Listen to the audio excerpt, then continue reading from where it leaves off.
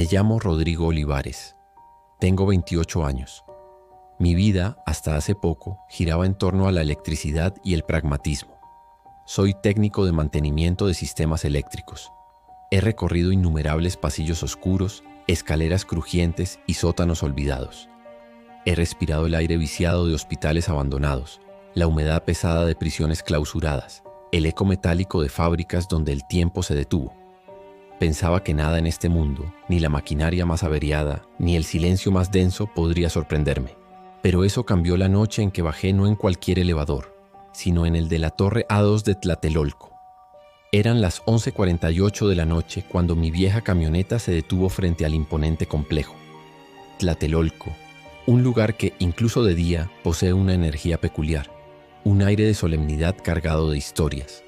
Pero de noche es distinto.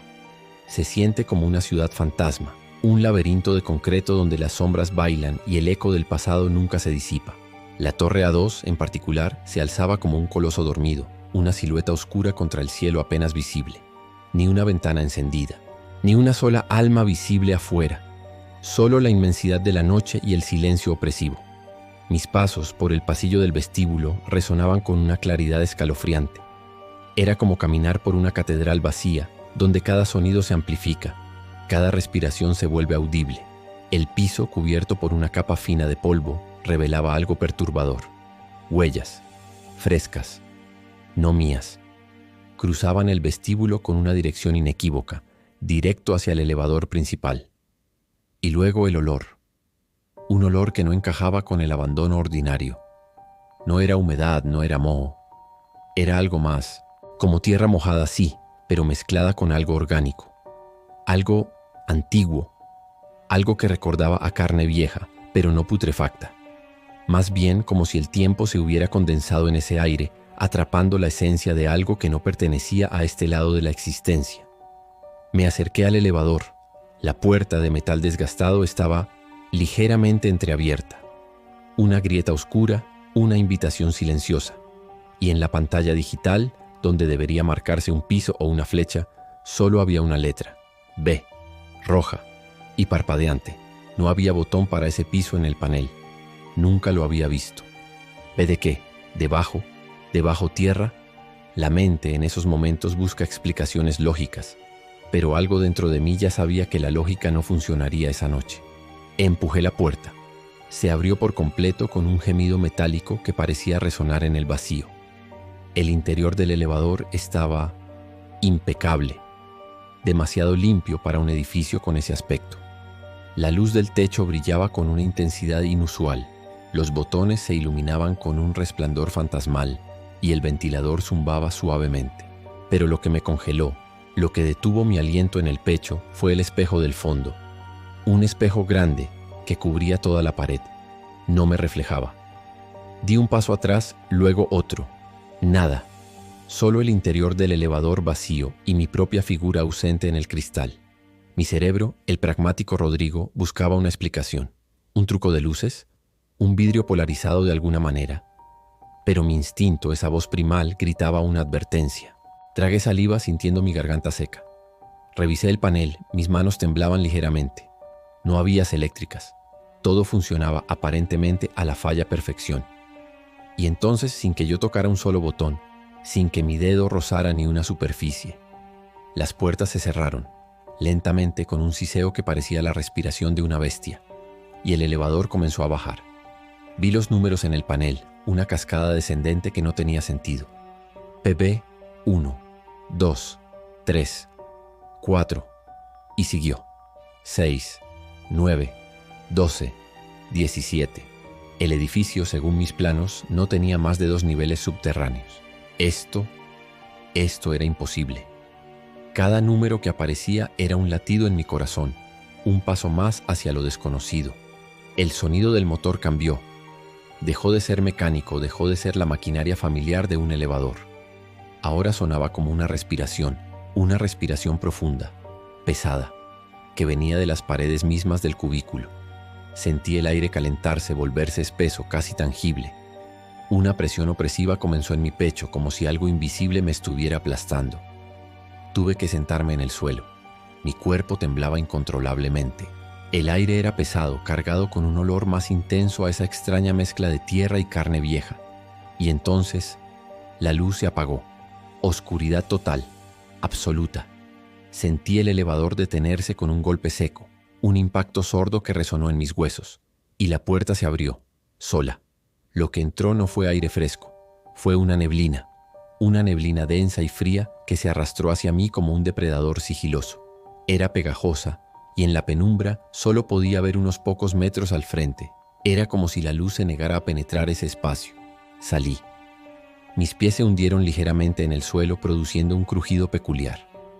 Los muros estaban cubiertos de lo que parecía piel. Paredes palpitantes, con una textura irregular, como si fueran poros gigantes. Y en el suelo, entre la neblina, pude distinguir marcas de uñas, largas, profundas, como si hubiera alguien sido arrastrado por ese lugar, luchando con una desesperación inimaginable. Avancé, cada paso una tortura. El suelo crujía bajo mis botas, pero no como madera vieja ni como escombros. No, sonaba como hueso, pequeños fragmentos crujiendo bajo mi peso. La neblina parecía cobrar vida, arremolinándose y envolviéndome, susurrando con el frío. La respiración que había escuchado en el elevador ahora parecía venir de todas partes, un eco constante y profundo que vibraba en mis oídos. Llegué a lo que parecía una puerta, de hierro oxidado. La empujé. Se abrió con un lamento metálico. Adentro no había luz. Solo la tenue luminosidad que se filtraba de la neblina detrás de mí, revelando una vasta sala. Y en esa sala, cientos de espejos, de distintos tamaños, de diferentes formas, todos cubiertos uno por sábanas blancas, sábanas manchadas, no de tierra, ni de polvo. Eran manchas que recordaban la humedad de la sangre seca, la suciedad del paso del tiempo y la revisión. Y entonces, sin que nada los tocara, las sábanas comenzaron a caer, una por una, lenta, inexorablemente, y cada espejo que se revelaba, cada uno reflejaba una parte de mí que no era yo. En uno estaba calvo, con la cara desfigurada por horribles quemaduras, la piel tensa y agrietada. En otro mis ojos eran pozos negros, sin vida, sin pupila, absorbiendo toda la luz. En otro no tenía boca, solo una superficie lisa donde debería estar, pero sentía el grito, mi propio grito mudo, resonando en el aire. Y en uno, el último, estaba muerto, podrido, mi rostro descompuesto, los ojos hundidos, la piel verde y agrietada. Era yo, pero después de un tiempo inconmensurable, consumido por algo que iba más allá de la muerte. Y un eco, una voz que no era voz, rebotó por las paredes de ese salón de espejos. Ya bajaste, ahora no puedes subir. Corrí. La desesperación se apoderó de mí. Busqué el elevador, la salida, pero el pasillo había cambiado. Ya no era ese túnel de piel, ahora era de piedra, como un túnel prehispánico, oscuro y húmedo. Había símbolos tallados en las paredes, jeroglíficos que nunca había visto, pero que me resultaban extrañamente familiares. Y en las esquinas, en las grietas de la piedra, había sangre, fresca, demasiado roja. Oí tambores, a lo lejos al principio. Luego, más cercano, un ritmo monótono y ancestral que vibraba en mi pecho. Y voces en náhuatl. Antorchas encendidas parpadeaban en la distancia, proyectando sombras danzantes. Y al final del túnel, una figura, encapuchada, tranquila, esperándome. Los tambores se intensifican, las voces en náhuatl se vuelven más claras y rítmicas, aunque incomprensibles. Se escucha un sonido de arrastre y luego un golpe sordo. No pude correr más. Mi cuerpo se negó. Caí al suelo. Sentí manos rudas, inhumanas, que me arrastraban. Sentí cuchillos sobre mi piel, pero no me cortaban.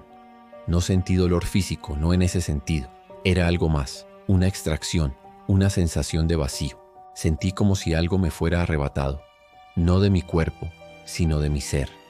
Eran mis sombras, mis recuerdos, mi esencia. Y cuando me miré, cuando sentí que ya no me arrastraban, la neblina se había disipado lo suficiente. Pude ver mi mano. Ya no tenía reflejo. No en el espejo de la entrada. No en mi mirada. Había sido despojado de mi propia imagen. Mi sombra se había quedado, alimentando la piedra. Desperté, en el mismo elevador. La luz del techo estaba encendida, el ventilador zumbaba suavemente. Era de día, el panel marcaba planta baja. Las puertas se abrieron. Salí, pero afuera todo estaba al revés. La gente caminaba en cámara lenta como figuras de un sueño. Los autos no hacían ruido, deslizándose silenciosamente por las calles.